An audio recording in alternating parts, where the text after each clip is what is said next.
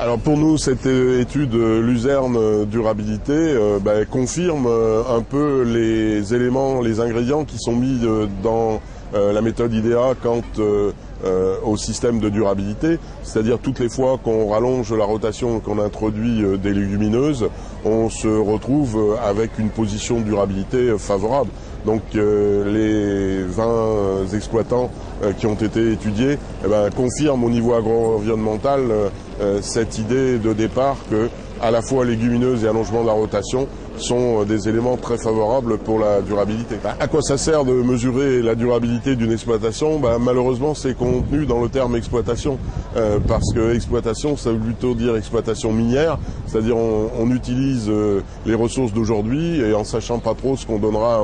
aux générations futures. Et donc, toutes les fois qu'on diminue pas le capital des générations futures, il est bien évident qu'on va être plus durable au sens premier du terme. Le principe d'autonomie, c'est un des principes fondamentaux d'un système durable, c'est-à-dire on cherche à pas aller piocher dans les ressources fossiles et ni même aller piocher dans les ressources alimentaires d'autres régions au niveau mondial. Et donc pour un agriculteur, être autonome, c'est se rapprocher le plus possible de l'écosystème, aller vers l'agro-écosystème et d'utiliser au maximum les ressources qui sont les ressources de son exploitation et les ressources solaires qui sont la base d'un écosystème, donc d'un agro-écosystème. Pour ce qui concerne le bilan azoté et plus particulièrement le bilan Luzerne, dans un premier temps, il s'agit d'un bilan qui est relativement favorable à la Luzerne puisque on cherche à connaître quels sont les intrants et quels sont les sortants en matière d'azote de l'exploitation. Donc a priori, les légumineuses, puisqu'elles fixent l'azote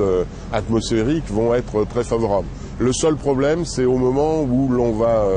casser la culture, c'est là où on a un risque potentiel d'émergence d'azote libre, donc qui risque d'avoir en termes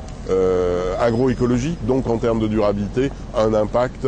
si l'on maîtrise mal ce passage d'une culture à l'autre. Mais bon, c'est quand même qu'un élément sur vos luzernières, tous les 3 ou 7 ans, je ne sais pas quelles sont la durée moyenne de vos luzernières, mais ça reste quand même à la marge et le bilan est quand même globalement beaucoup plus favorable qu'il n'est défavorable.